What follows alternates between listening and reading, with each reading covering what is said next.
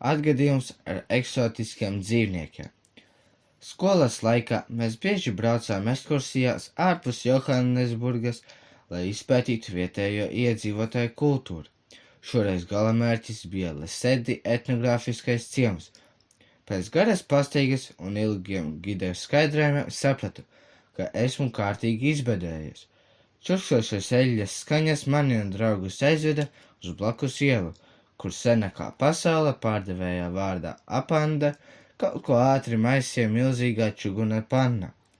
Sirsnīgā smaidā rādot savus 3 atlikušos zobus, Apanda iedrošināja pamēģināt viņa sēdienu.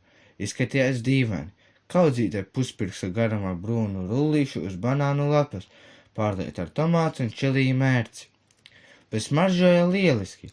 Draugu acīs gribēja izskatīties drosmīgs, tādēļ nopirku vienai porciju. Iekožās sajūtu kraukšīgu garoziņu, aiz kuras slēpās kaut kas mīgs un staipīgs. Likās skaidru gaļu, kas nedaudz garšo pēc tējas.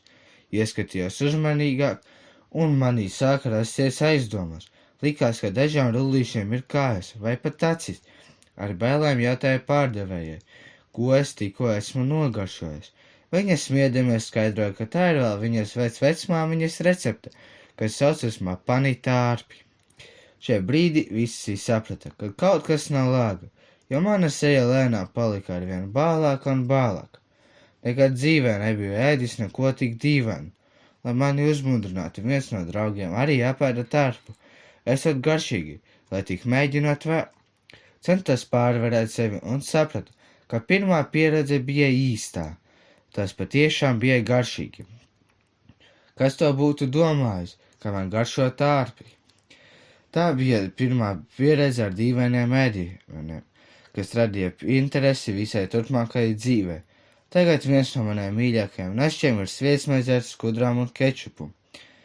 Pēc šī notikuma sapratu, ka ja mēs varam pārvarēt sevi un izmēģināt ko nepieredzētu, tas ļauj drošāk skatīties uz visu plašo pasauli.